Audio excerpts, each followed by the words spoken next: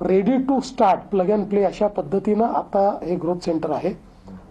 हे पहिलं असं ग्रोथ सेंटर असेल किंवा देशातला पहिला प्रयोग असेल की ज्याच्यामध्ये जी कंपनी तयार करण्यात आलेली आहे ही पब्लिक प्रायव्हेट पार्टनरशिपची कंपनी आहे. याच्यामध्ये प्रायव्हेट प्लेयर जे आहेत ते जमीन घेऊन आलेले आहेत. आपण MMRDA आहे, त्याची प्लॅनिंग ऑथॉरिटी आहे, आपण त्याच्यामध्ये स्टेक होल्डर आहोत.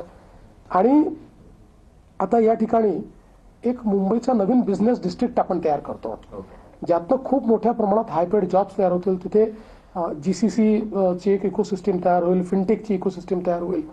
आणि जसं आपण BKC एक बिझनेस डिस्ट्रिक्ट तयार केला तसा हा बिझनेस डिस्ट्रिक्ट असेल. आणि आज याच्यामध्ये खूप चांगल्या पद्धतीने आज इन्व्हेस्टर्सही आले. आज आपण लॉन्च केलं आणि लॉन्चच्या वेळी जे काही आपले करार त्याच्यामध्ये झालेले आहेत त्यामध्ये रिपब्लिक ऑफ कोरियाचा हवाना ग्रुप आहे, SSB स्वित्झर्लंडचा ग्रुप आहे, एन्सार USA चा ग्रुप आहे, फेडेक्स जो US एक अतिशय मोठा ग्रुप आहे, रिव्हर रिसायकल फिनलंडचा ग्रुप आहे, MGSA हा दुबईचा ग्रुप आहे, स्पेसेस होल्डिंग सिंगापूरचा आहे, मेपल ट्री सिंगापूर आहे, ट्रिबेका डेव्हलपर्स US आहे, GNV इन्फ्रास्ट्रक्चर सिंगापूर आहे, इंडोस्पेस पार्क सिंगापूर आहे.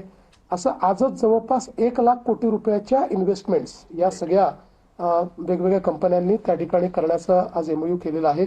हा सगळा FDI आहे आणि यातनं खूप चांगल्या पद्धतीनं एक नवीन शहर तयार होईल ज्याच्यामध्ये अतिशय चांगल्या पद्धतीचे हायपेड जॉब्स तयार होतील.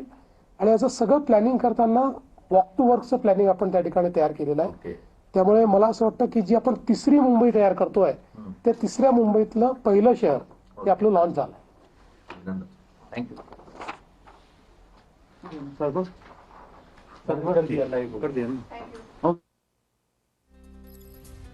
आपण बघतोय गुंतवणुकीसोबतच विविध कंपन्यांसोबत सामंजस्य करार झाल्याचं मुख्यमंत्री देवेंद्र फडणवीस यांनी म्हटलेलं आहे.